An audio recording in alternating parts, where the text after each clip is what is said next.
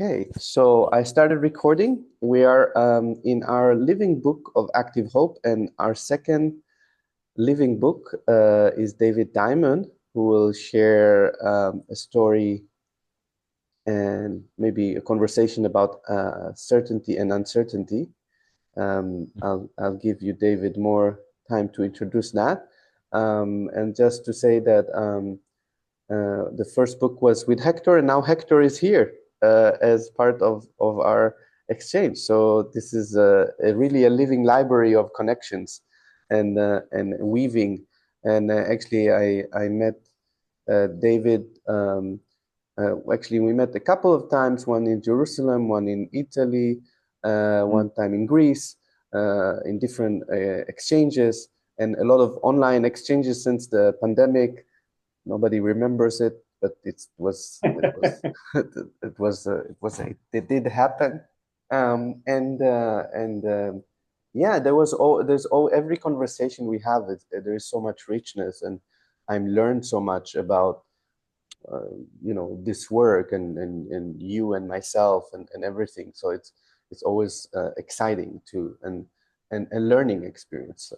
Hector and I met, I think for the first time was Rio, right? Yeah, Yeah. in It's that Rio, wild dog. celebrating Boal. Yeah. Yes. Yeah. So both Hector and Uri are old friends at this point. This is a triangle of old friends here. It's an old book. Yeah. Yes, that's very much the case right now. Yeah. All So right. you want me to just launch in, I guess, yes? Yeah, go ahead. Yes. Yeah. So, I wanted to start this from what might seem like a very negative place. And that's that, I've been in one way or another focusing on environmental and human rights for at least 45 years. 40 years, certainly, using the theater. Héctor and David Diamond. Sí. Oh, hello. Oh, And do we have someone join the library? And yeah. Marianne, let yourself sing. It's okay. Yeah, here she is. Hello. I need to begin again because I'll lose my train of thought. What I was saying was that I've been focusing on human rights work, environmental work somehow for at least 45 years and 40 years through the theater. And because, like many people, I fall into wanting certainty sometimes. I look around at what's happening in the world sometimes and I go, so what? Like, has it mattered at all? And I know it's mattered. I know that because of the conversations I have with people, emails that come, legislation that's changed, and yet it doesn't always stick. And I think that more and more today, we're living in such, chaotic times that more and more we're hungry for some sense of certainty about the future, about the effects of the work that we do, the people and communities with which we work. But the only thing that's certain, and Hector and I have talked about this, is that it's certain that there is no certainty. All we can do is be the best observers, the best listeners, the best creative artists that we can be in dialogue with the communities with which we're working and trust them that they're going to take whatever happens in the space and allow it to affect them, affect their communities in ways that are relevant to them. I had to learn something many years ago, and I forget it, and I have to learn it again. And that's that nothing that I do is going to, save the world.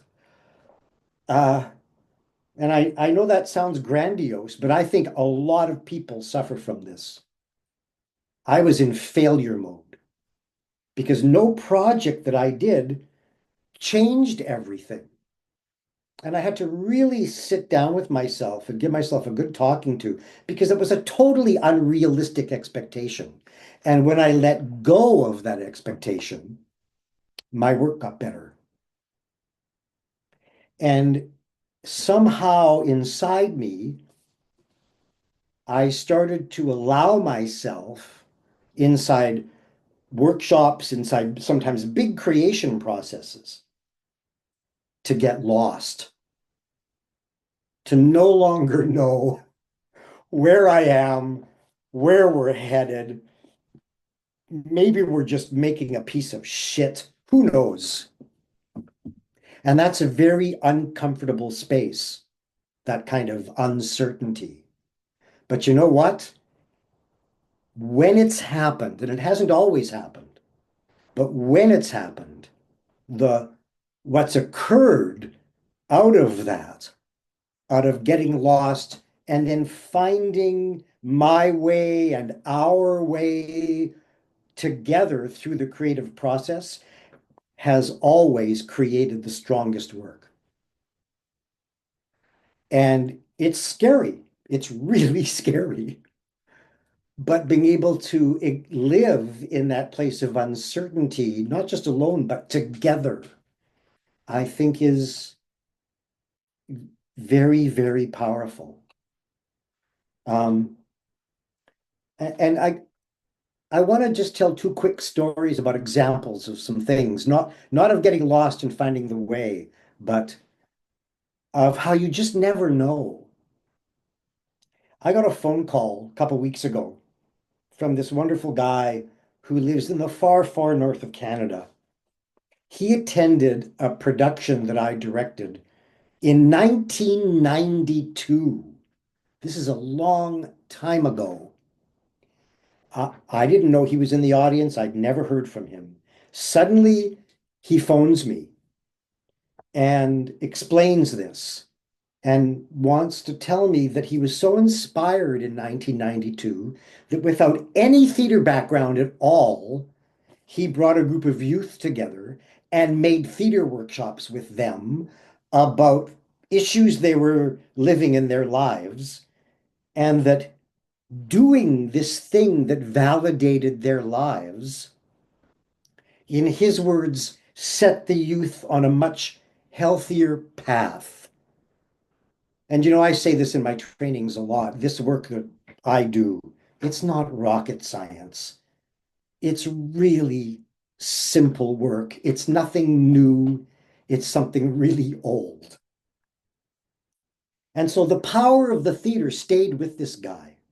And 32 years later, he calls me and he's asking me to come up north to work with youth in the far north.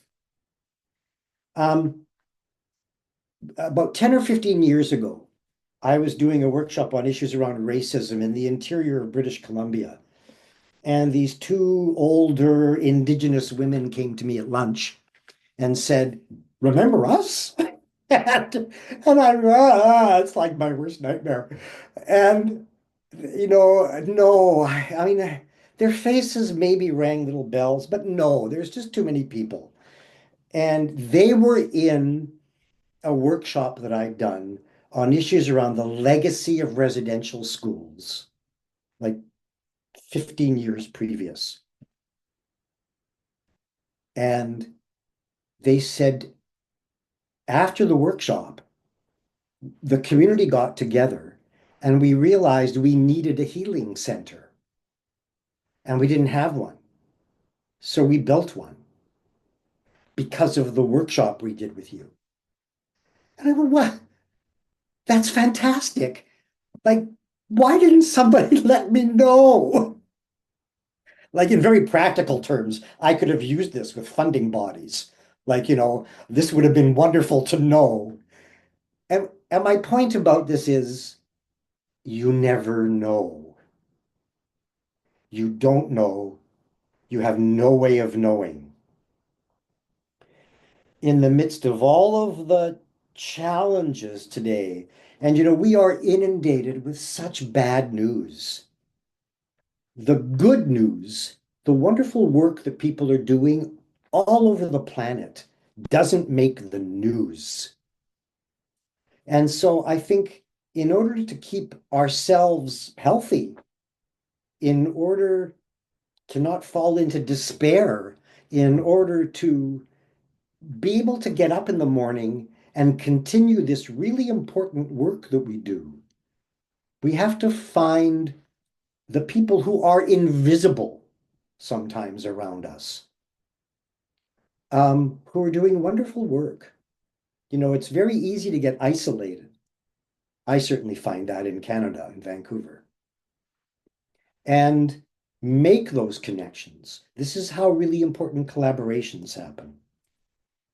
You never know the ripples that are created when whatever it is you're doing drops that pebble into the lake. All you can do is drop the pebble and trust. And that's all I have to say on the matter.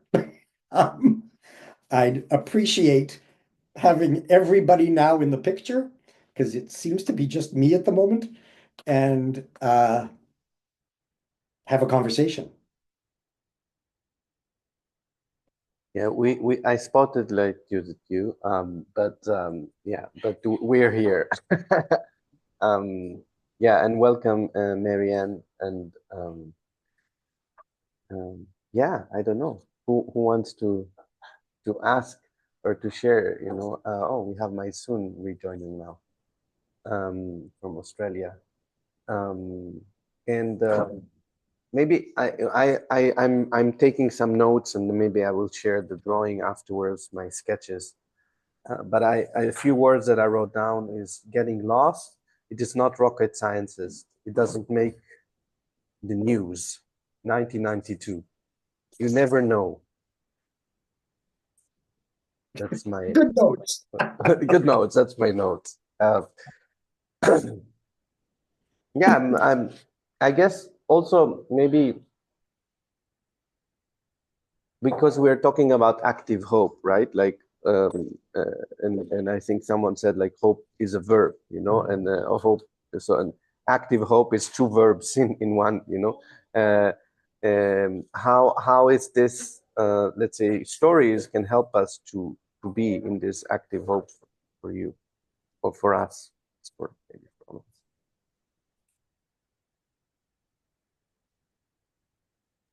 Well, yeah, I just resonate deeply with what David just shared. And this clarity that, especially in the work that we do, we need to embrace uncertainty or we will go crazy. If we do this work with the delusions that modernity has given us for control or prediction or mastery that will guarantee certain products, um, will be lost, completely lost. And although we come from that place, or at least I think most of us, so the uncertainty is that fertile ground in which we move, and of course we have some tools and some methodologies that help us do that dance with what in the creative act as in rituals also. And I shared recently about the conversation with the more than human world. We really don't know. And we are at the service of mystery. We are at the service of what wants to emerge when we come together with people in communities. And in that way, uncertainty, as you suggest, is a place pregnant with possibilities, is the place of creation, is the place of that which we don't know that will only happen because we are together, like this conversation here. we had no Yeah. idea who's going to show up, and then once the ones that show up will create this conversation from the seeds that you share with us and the stories. And I certainly resonate a lot with those stories of people who called you many years later and tell you that something you did that you don't even remember was meaningful to them because what we were doing and giving was from that place of sacredness of giving the best that we could give, not knowing the results or the potential results. So I deeply resonate with what you share, David. This is what I mean also about by getting lost, like the permission to get lost, because I also know that the demanding certainty, like holding on to certainty, means that the work becomes mechanical. And when that happens, it's actually a disservice to the people with whom you're working. Because then what has the tendency to happen is that you somehow take the group by the back of the neck, and lead them to the place that you believe that it's your responsibility to take them. And it's highly likely that's irrelevant to them. It's just an imposition. It's just another act of oppression, this desire for certainty. We have to allow ourselves to be immersed and frightened.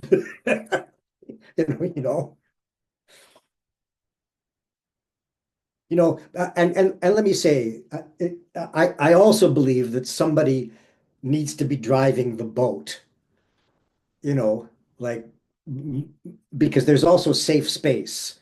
And I've been in those workshops. I've been in workshops where nobody's driving the boat. And I think it's possible that really unsafe space gets created that way. So there is a balance to find, but uh, but it doesn't mean you have to determine actually where you're going. You may end up someplace very different than you thought you would end up.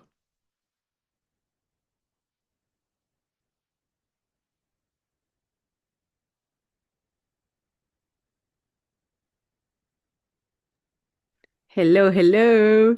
Hi there, so nice to see you. Hey, so nice. I was remembering that you did a workshop of reclaiming hope here in Innsbruck, or like kind of a presentation. I was not assistant to the workshop, but you did exactly that. And it was precisely, yeah, like embrace uncertainty, go also of somehow the comfort, understanding that we do create ripples, we do create impact, but it's also the how we do it and how we continue what matters, some in certain degree, and how to balance, as you say, because there is like immerse of bad news. Like I am a lot of immersed with the Palestinian cause, and it's like people asking me some collaborations if I want to do this and that. So I try my best in Instagram, but it's also involved with a whole what I see is like possibility to connect with women's from all over the world in which we hold the space together somehow. We don't guide each other. We don't act in the sense. We just hold each other and share that and the whole possibilities and all the impacts that we create also without knowing. And how beautiful is it when they share it and we see, we could have done this. As you say, I could have gotten this fun. I could have got that, but we were not aware. But thankful that we are now aware now what we can do with this. So yeah, these times of what we are living for me is like Terminator, Walking Dead, as the people say, Black Mirror. I don't know, all these series that I haven't also seen, but they all the time say it, and it's like that. Um, it's we need to hold to that.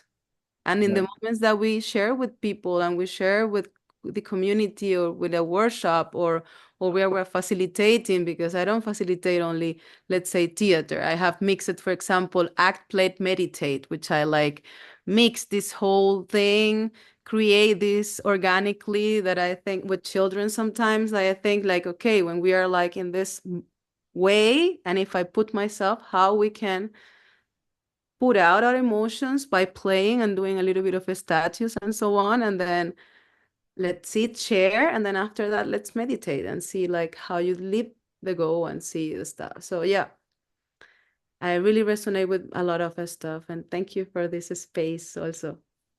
Mm. Greetings, Edgar. You know, I was thinking about reclaiming hope from a culture of fear. And when I had the idea to do that, I did some research on hope because I used to think that hope was an emotion. I feel hopeful. But I learned, preparing to do a project that I decided to do, that hope is an intransitive verb, to hope, to hope. And people who know more about this stuff than I do have done studies on this and have articulated that in order to hope, a few things have to be in place. That first, you have to identify where you are. You have to be able to identify, and I don't mean physically necessarily, but emotionally, psychologically, spiritually, where you are. And then be able to imagine some other place, a better place. And if you can't imagine this other place, then you can't hope. You can't hope because to hope is to imagine the pathway from this place to that place. It was really interesting for me. And that's what gave me the structure of being able to create this 3-hour event called Reclaiming Hope from a Culture of Fear. And it came back to something that I deal with a great deal, is that when I go and work with communities, they want to do something because they don't like here. But in order to work, we have to spend time identifying our collective here, or we can't work together. You know, we can't work from there. We can only work from here. So it all kind of fit together in a way. The whole thing about hope is really fascinating, I think.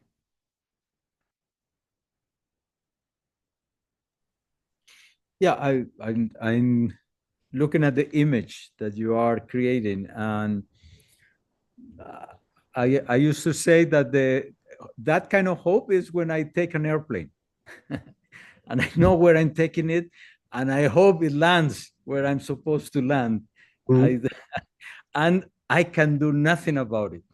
One of my most recurrent dreams is that the plane is falling, and somehow I get to the carpet, and the two pilots, the pilot and the co-pilot, are dead, and I don't know what I do. So I never driven flying an airplane, but I'm doing something there. But you save the world. I'm trying to save myself, but the other active hope is the one that wakes me up every day to do what I love doing, what allows me to somehow survive in the complexity of not knowing where we are, because where we are is constantly moving, but to get a little sense of where we are, and then to dream where we want to go, which is often what we do in theater, is create a new reality, but first we need to dream it.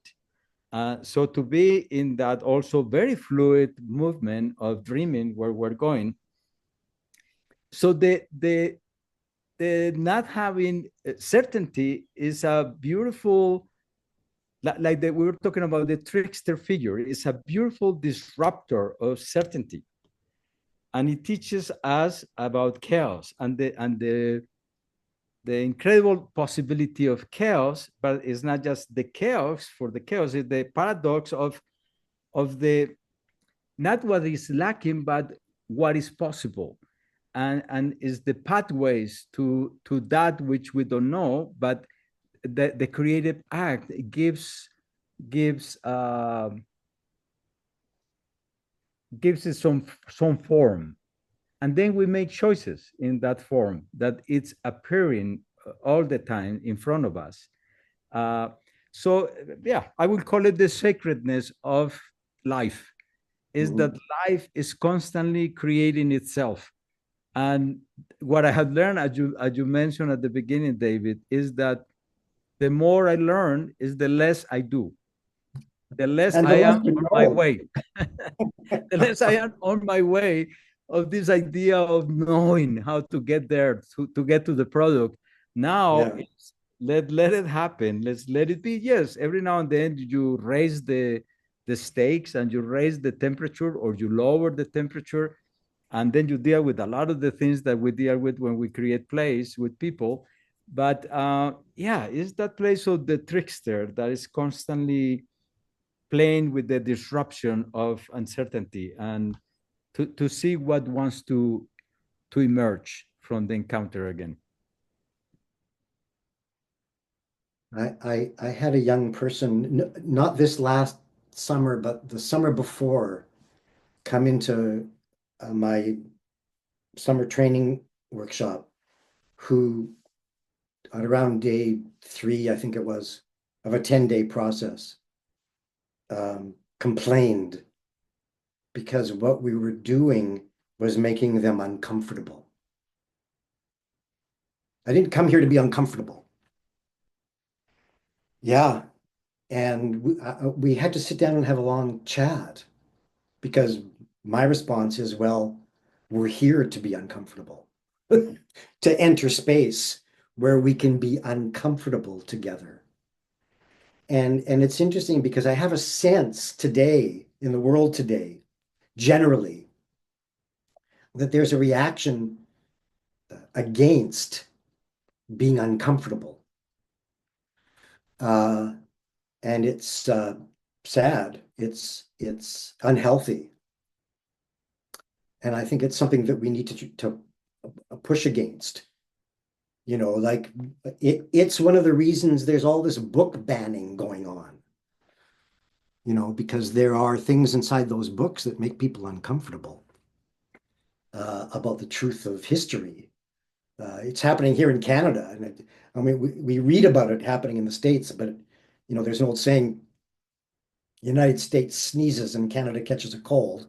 You know, it's happening here in Canada too. The books are being taken off of curriculums because they're about uncomfortable things.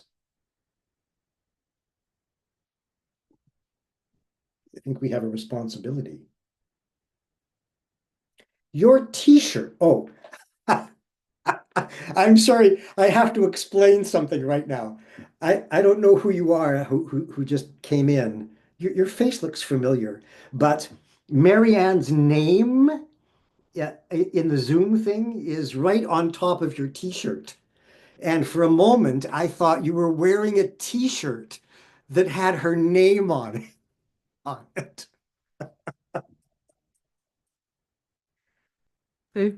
Yeah, no, we know each other. Yeah, we met in Greece. I would say for a longer period of time when there was in Thessaloniki the Uh-huh. act they.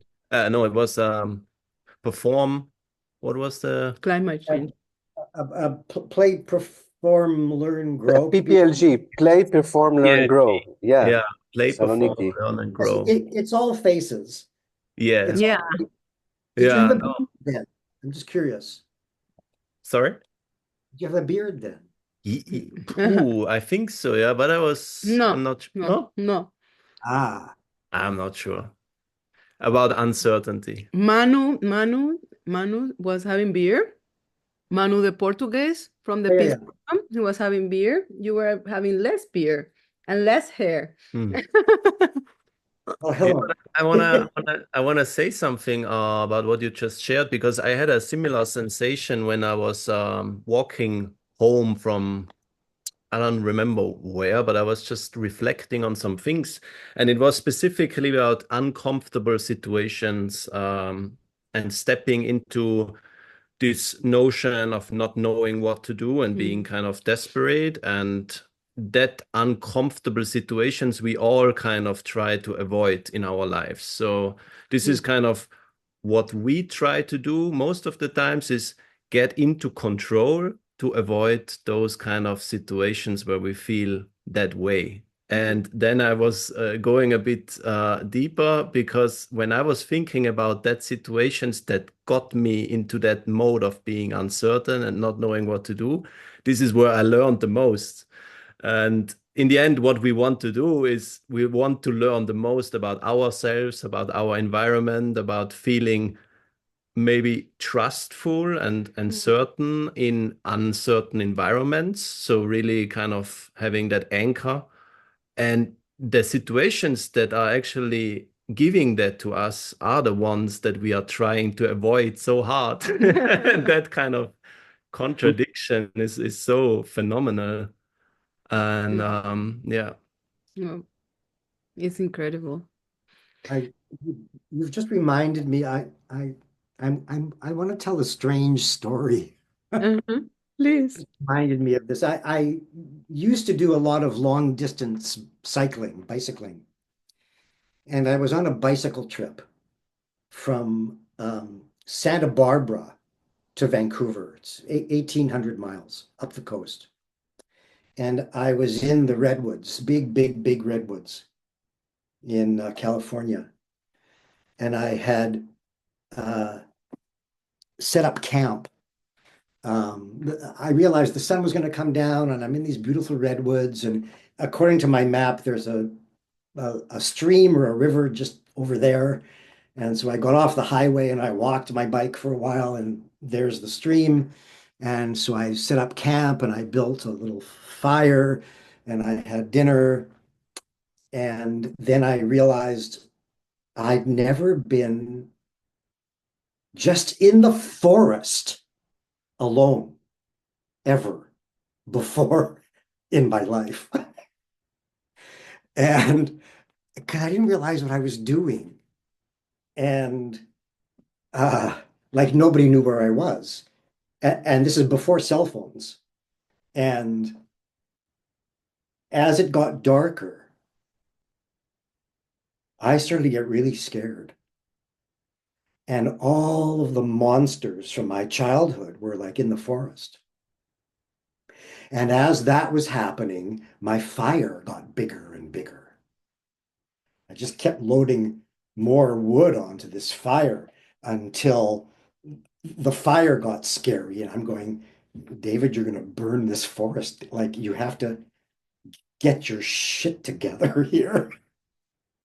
And I screwed up every ounce of courage I had, and I put the fire out. And something amazing happened. I could see. The fire had been blinding me. And there was this big moon. And the moon was it turned everything into negative, kind of, so the trees were lighter, and I went for a walk in the forest and I didn't get lost. And I got back to my tent and I had this very, very deep sleep. And I woke up in the morning and was forever changed. It was an enormous moment in my life. And the thing about that was that the thing that I was trying to keep me safe, the fire, and it got bigger and bigger and bigger. And I think it's important to be safe, don't get me wrong. But it got to a point where it was blinding me. Yeah. And there was something enormous in that for me. And as I'm telling the story, I'm going, what does this have to do with certainty? I don't know. But but you made me think of it when you were speaking. So here we are. It was very powerful. Thank you, David. I love that story. I think uh, it's a perfect story for this moment.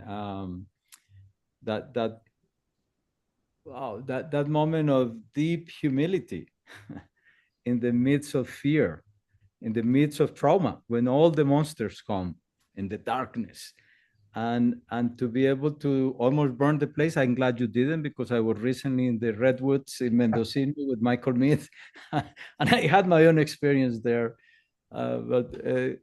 Yeah, but the relationality that you were able to engage with once you face your fears, and then you were able to participate really fully in the in this unfolding mystery of existence, in this, yeah, not knowing what could happen. And then the moon comes in, and then the beautiful not monsters, those beautiful ancient trees that have survived so many fires. I'm glad they didn't survive the diamond fire, but the I was recently there, and literally the ground swallowed me, and I was in the same place that you just described. I have used a little bit of rapé that I took from with me, which is a medicine from the Amazon basin. And I just sank on a hole, and I was screaming while people were preparing a ritual. But then I let go, and I realized that I was saying goodbye to that place in which I learned a lot about ritual with Malidoma Somea, Michael Mead, and the mythopoetic men's movement. And I was saying goodbye, to this incredible redwood forest where I learned so much in the US. And yeah, so all of this came to me as you were describing your story, and I love that. I love the power of stories to condense the moment. So thank you for allowing yourself to share it with us.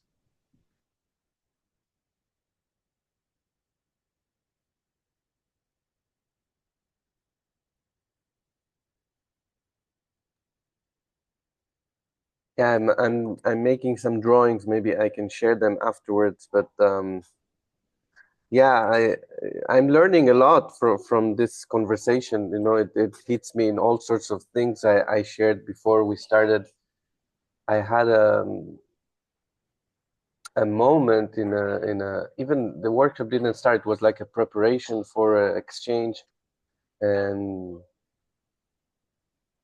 yeah, there was a big challenge moment of me being there, and being there as a trainer, as someone who has been Israeli. And although I did try to share my story and explain how, I've been part of Combatants for Peace and Breaking the Silence and against, and still there are people that were supposed to come for that training that felt that they should have been informed from me being coming there, and that I have nothing to teach about embodiment, or that's and what interesting, at some point there was it was very difficult, because basically they were saying, it doesn't matter the last 20 years, everything you've done, it doesn't count anything. And there's but then there was a part of me that was just letting go of this, and saying that there was just saying, you don't have to be there. And that's eventually what happened, that I wasn't a trainer in that workshop. They also decided to could not come anyway. Other people that were there in the same call, that felt very unsafe with everything that was going on, also didn't come.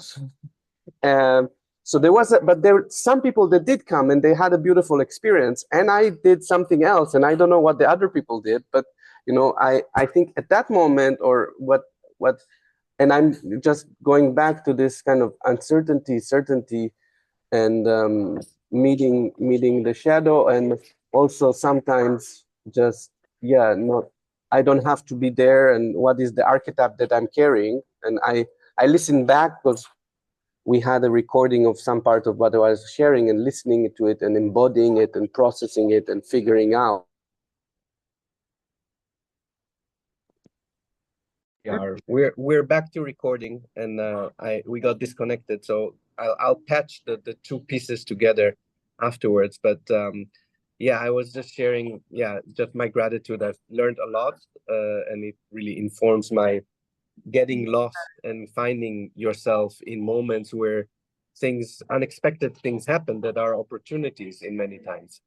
So and I'll share my drawings with this living library summary that I shared with you here. And yeah, I wonder if there's something you want to share, David, or anyone else you're taking away from this. I think I have the images from the Reclaiming Hope, because during that workshop, there was an artist that drew the whole process of David. And I have it still in the backup drive. I can give it to you if you want to add it to the library too. And completely agree. I also like this way of knitting cooperations and to continue this format.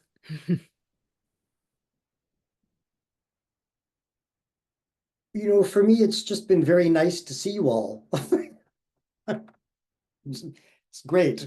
For me, Old this friend. is like Christmas, you know, it's like I was enjoying Christmas somehow. I was like with this, like thinking a lot of stuff, but also thinking how in Venezuela we celebrate, and also las velitas in Colombia, because I'm also Colombian, and how to get into the mood and not having a tree or anything around, just like a little tree of chocolate. And then right now I was just thinking exactly like this is the gift. And it happened with Hector and me, because I recently was in a workshop with Hector, and it happened the same that you had with Mati, but Hector was not remembered, but Hector was with me and Mati long time ago in the Night Wind when he was presenting it before. And yeah, it was all connected somehow through you and the peace program, and that I did the workshop during the peace program with you, actually. Was that you impacted us in that semester a lot, because we were so tired, we didn't want to participate in your forum theater. We were just a smash. And you hit us and you say like, you are the next peace workers and you are in this shape, what are you? And then it involved me into this getting into theater. And then the first workshop I did was with Hector, near to the border of theater. And then you came in 2019 recently to Innsbruck also. And this year too, no? Yeah, I don't know if you know, but I'm in March going to Notre Dame University where Norbert is Ah, to do interesting. with their peace studies program. Yeah, and he's coming here into Aurora at Congress the 21 of February, and I was just saying that to Mati because his topic is more children, so I was saying, can you just use it for the work that you go to the Congress, because it's about education and peace building. And then there is a Congress in Colombia where I told Lecter about that it was about the CLIPE, the Congress of Peace. It's going to be in Universidad Externado, but I don't know. It's going to be amazing to see him. I saw some pictures of him. He looks older. Hey, Yeah. I have like I'm putting this to cover the white hairs. And I send it to my father that's 83, and I say, look, I already have a white hair. Like, I'm going to do this. this is the new me. Exactly. Yeah.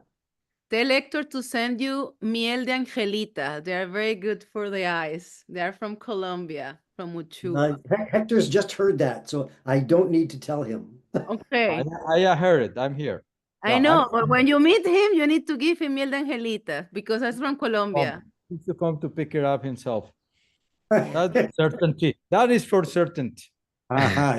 Only certain thing we have. That would be beautiful. Imagine And you. that we're going to die. So Yeah. that's fine. Imagine that, Hector, that where you are with David, and then going to the waterfalls that you describe. Oh, that would be so good.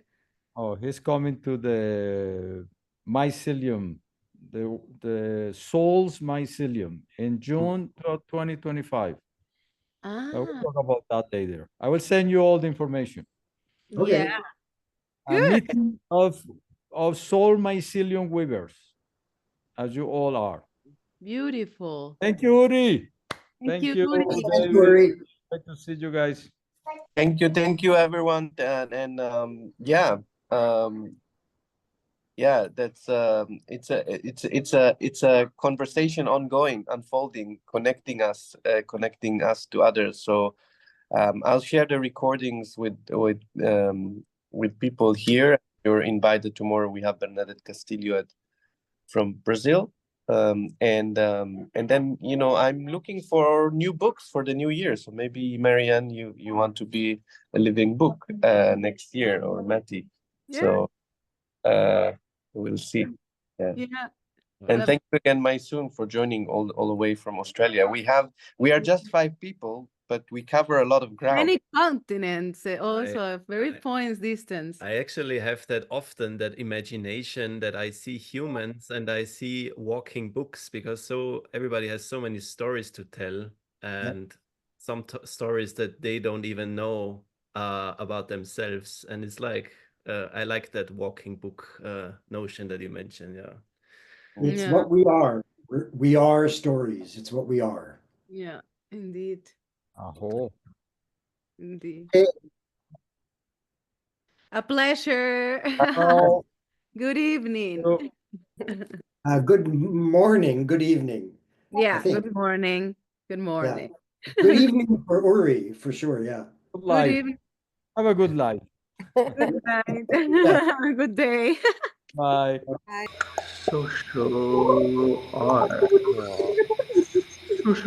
Regeneration is our collective responsibility. Regeneration. Regeneration. Universal Regeneration. right. Right. Imagination. Human nature. Social